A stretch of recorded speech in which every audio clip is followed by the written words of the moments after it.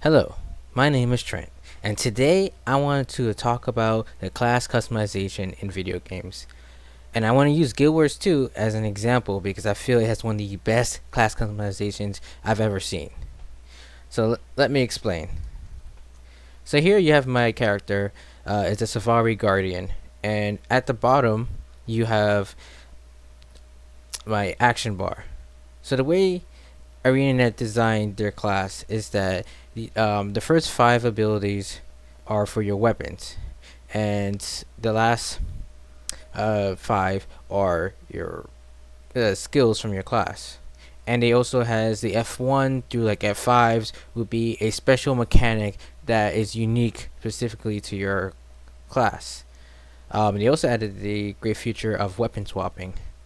So my character at the current moment has a longbow, but if I swap, I can use the mace and the shield. So as a guardian, I have access to different weapons. I have access to the sword, the hammer, the longbow, axe, great sword, mace, scepter, staff, and then offhand weapons such as the focus, the torch, shield, and also aquatic weapons such as the spear and the trident. This is probably a really great customization because in most games, if I pick to be a guardian, I just have a sword and a shield, and I could do that with in Guild Wars 2 with my guardian. I could get a sword, I could get the shield. That's an option, but they did something different here because I could use the mace, and then I could also switch to shield, or if I wanted to use a shield and axe, that's also a possibility. And also I could wield a great sword if I don't want to use a shield. Maybe I want my guardian to be very offensive, so I have that option here. And this is what I mean by class customization. I'm not just stick to just one way to play this class. In GuildWars2, a lot of people, they look around for different guides, like what's the best way to play Mesmer or Guardian or Warrior. There is no best guide. It's whatever fits your playstyles, whatever you want. And I really respect Arena for that, and I think it's a fantastic idea. So no two Guardians are the same. So you could have another person on your team who's a Guardian, and he could be using a longbow, and I could be using the scepter. So you play however you want. The other great thing is that your class has a whole bunch of skills. So what you see here in the first column, your number 6 ability is your healing skills. And you can swap your healing skill outside of combat to whatever you want. So you're not just locked into, a specific heal. Same thing with all the rest of your abilities. 7 through 9 are your utility skills, and you can swap it into any combination of abilities. So if I want to use Test of Faith, I could use Test of Faith as an ability with Stand Your Ground, and I can swap this out of combat to whatever I need.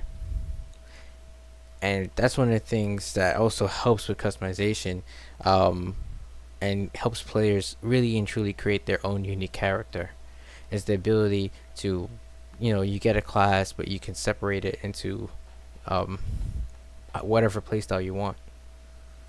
And GuildWars2 did the added bonus by adding these elite specializations, which change the game mechanic.